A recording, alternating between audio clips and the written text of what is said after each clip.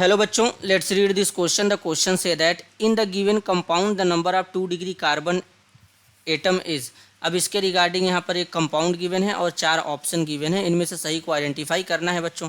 तो सबसे पहले क्या समझेंगे, की कॉन्सेप्ट। की कॉन्सेप्ट क्या होगा बच्चों, यहाँ पे degree of carbon. Degree of carbon, तो सबसे पहले इस गिवन स्ट्रक्चर को बनाएंगे बच्चों।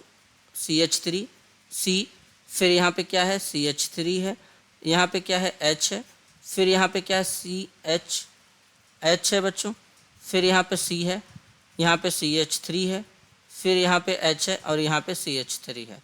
इसमें नंबर ऑफ 2 डिग्री कार्बन को बताना है। तो जब कार्बन एक कार्बन से जुड़ा होता है बच्चों तो उसे 1 डिग्री कार्बन कहते हैं। तो ये कार्बन कितने कार्बन से जुड़ा है, केवल एक कार्बन से जुड़ा है, तो ये 1 डिग्री कार्बन होगा। ये वाला कार्बन भी केवल एक कार्बन से जुड़ा है तो ये भी 1 डिग्री कार्बन होगा। ये वाला कार्बन भी केवल एक कार्बन से जुड़ा है तो ये कार्बन भी 1 डिग्री होगा। ये वाला कार्बन भी केवल एक कार्बन से जुड़ा है तो ये 1 डिग्री कार्बन होगा। और जब कार्बन 2 कार्बन से जुड़ा होता है तो 2 डिग्री, और जब कार्बन 3 कार्बन से जुड़ा होता है तो 3 डिग्री, और जब कार्बन अपने सराउंड में चारों वैलेंसी 4 कार्बन से कंप्लीट करता है बच्चों तो वो 4 डिग्री कार्बन कहलाता है, जिसे क्वार्टनरी कार्बन कहते हैं।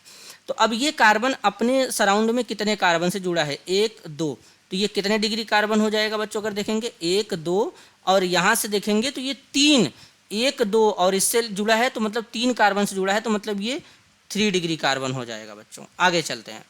अब ये जो कार्बन है, ये कार्बन अपने सराउंड में कितने कार्बन से जुड़ा है, तो अपने सराउंड में एक इस कार्बन से जुड़ा है, एक केवल इस कार्बन से जुड़ा है, बाकी तो वैलेंसी हाइड्रोजन से कंप्लीट कर रहा है, तो ये 2 डिग्री कार्बन हो जाएगा।